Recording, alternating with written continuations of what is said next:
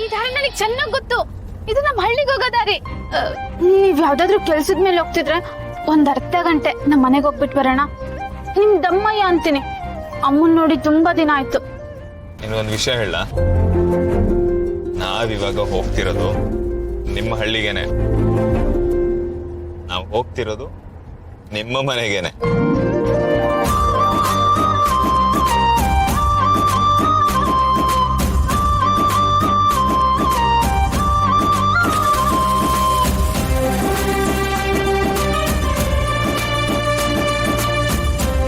ಹಳ್ಳಿ ಗಾಳಿ ಎಷ್ಟು ಚಂದ ಅಲ್ಲ, ತಂಪು ಅನ್ಸುತ್ತೆ.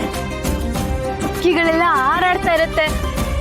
ದನ ಕರು ಎತ್ತು ಎಮ್ಮೆ ಕೋಳಿ ಕುರಿ ಎಲ್ಲ ರಸ್ತೆ ಮೇಲೆ ಓಡಾಡ್ತಾ ಇರುತ್ತೆ. ಬೆಳಿಗ್ಗೆ ಆಗ್ತಿದ್ದಾಗೆ ಹೂಗಳೆಲ್ಲ ಹರಳ್ತಾ ಇರುತ್ತೆ. ಅವುಗಳನ್ನ ನೋಡಿದ್ರೆ ನನಗಂತೂ ಹೊಟ್ಟೆ ಉರಿಯುತ್ತೆ. ಯಾವಾಗ್ಲೂ ಅದೇ ನಗ್ನಗ್ತಾ ಇರುತ್ತೆ ಅಂತ. ನಾನು ಅದೇ ತರ ಯಾವಾಗ್ಲೂ ನಗ್ತಾ ಇರ್ಬೇಕು ಅಂತ ಆಸೆ ಪಟ್ಟವಳು. ಅಯ್ಯೋ, ಜಾಸ್ತಿ ಮಾತಾಡ್ಬಿಟ್ಟು ಅನ್ಸುತ್ತಲ್ವಾ?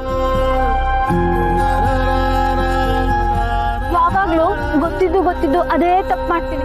ನಾನೇನ್ ಮಾತಾಡಲ್ಲ. ಸಮಾಧಾನ.